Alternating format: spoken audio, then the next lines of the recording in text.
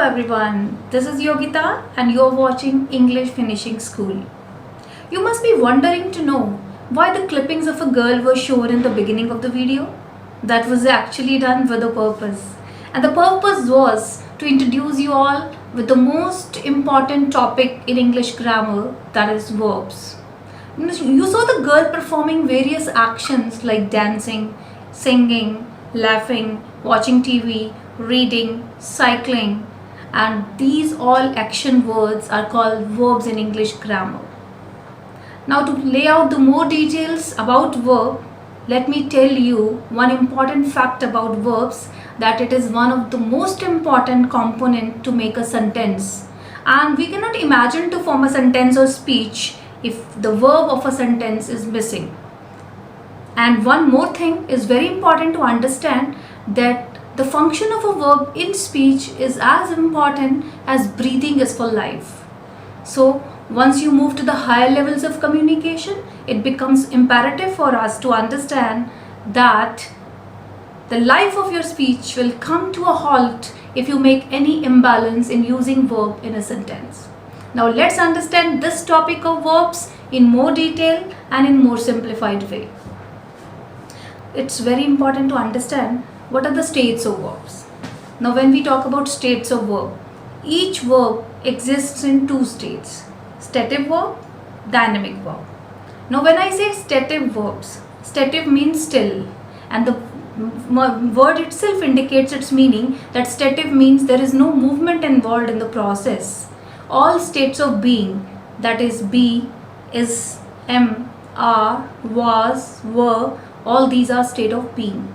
And when I say think, believe, agree, disagree, deserve, like, love, hate, believe, all these verbs come under the category of state of being.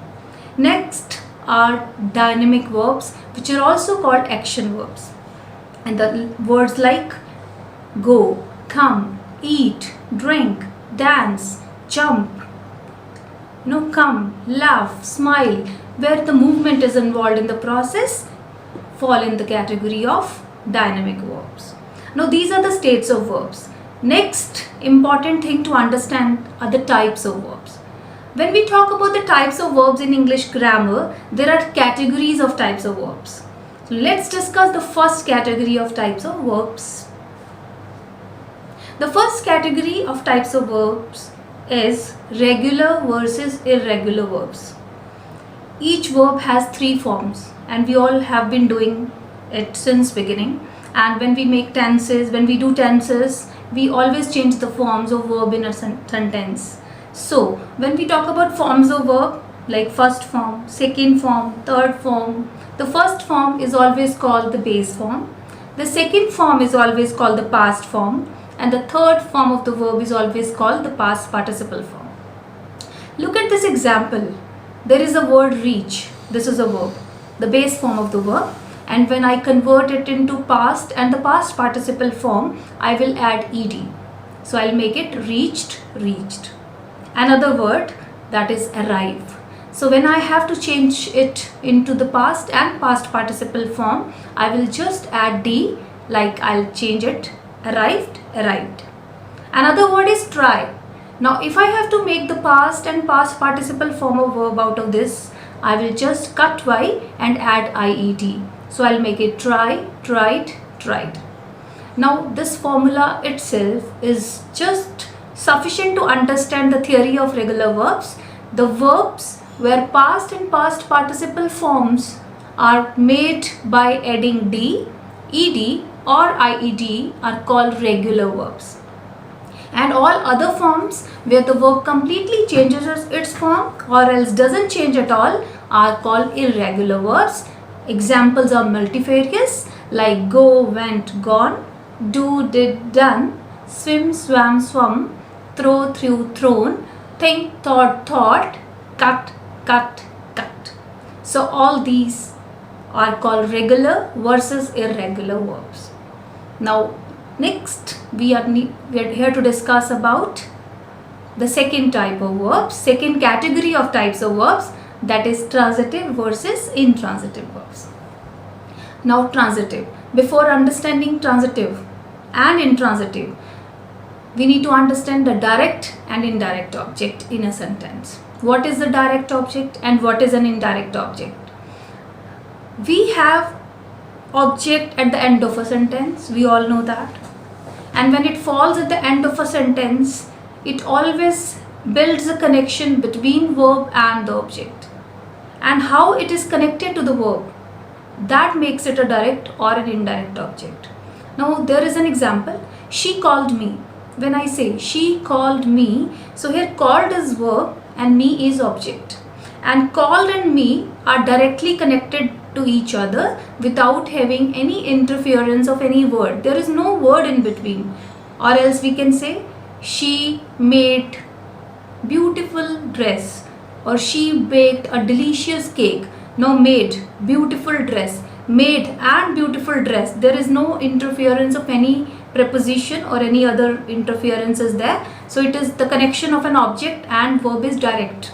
And when I say she went to school, went and school, there is a word, there is a preposition in the middle, that is to. So here went will be called an intransitive verb where we have an indirect object, that is school, because preposition is lying in between.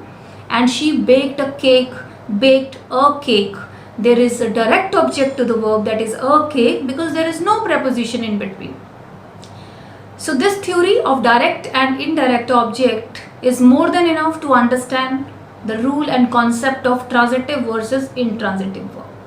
A transitive verb will always have a direct object in a sentence. My mother prepared dresses. She baked a cake. Maria ate pasta. We enjoyed the party. All these verbs, the objects are direct objects because there is no preposition in between, so we call them transitive verbs. And where the verb is being used intransitively, we say she went to school, she smiled at me, she searched for her bag. So there are prepositions between object and the verb. So that goes for the explanation of transitive versus intransitive verbs. The next important category of types of verbs is finite versus non-finite verbs. Now when I say finite, in the very beginning of the video, we made it very clear that the verb is a main part of a sentence without which the life of a speech, the life of a sentence is not possible. So once we understand this main verb, this verb is the finite verb only, because without finite verb no sentence can be formed. Now finite verb is the main verb and we understand it with an example. I like it. I like this idea. Now I want to change this present tense into the past form. So I will change it, I liked that idea, or I liked the idea, right? So I'll change the form. And then again we are using it in the same way in the present form only. We just change the subject from I to he or she. So that will become she likes the idea. He likes the idea. So this verb like is changing, is constantly changing its form according to the tense and according to the subject. This verb is called finite verb. Now let's understand non-finite verbs. Non-finite verbs cannot exist independently in a sentence. It has to be put up along with the finite verb, because finite verb, without it we cannot even imagine to make a sentence. So that is important. That will already be there in a sentence, and non-finite verb will be additionally placed with the finite verb to support it. Like, I like dancing. I liked dancing. I will like dancing. She likes dancing. So like is changing, which is a finite verb. Dancing is not changing. That means the dancing is non-finite verb. The non-finite verb is the verb in a sentence which doesn't change with the change in tense and with the change in subject. And when we look at the word dancing, we clearly know the structure. It is V1 plus ing. Now V1 plus ing is a non-finite verb, and the structure word is called gerund in non-finite terminology, which we would be discussing further in next videos. Another example for non-finite verb is I love to talk.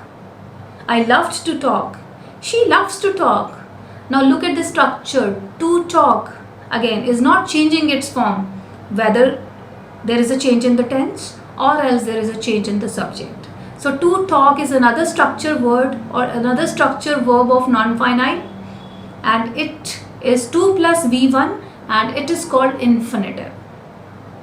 So that's all goes for the non-finite verbs, and in the next videos we'll clearly understand the types of non-finite verbs in detail so that we clearly understand the concept. Next important type of verbs are modal verbs. Now when we say modal verbs, these are actually when we talk about some advice, when we need to give some suggestion, when we just want somebody to be aware of the duties, the fundamental rights, or else we talk about an obligation. We use certain words like need to, ought to, have to, would, must, should, can. When we talk about an ability, we use can, right? When we talk about an ability in the past, we use could. So all these verbs are called modal verbs, and these are at times also called auxiliary verbs, right? So this is all about modal verbs. Again, modal verbs lecture, complete lecture in detail will also follow in the next videos.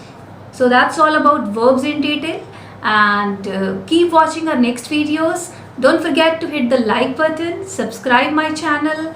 Thank you very much for watching.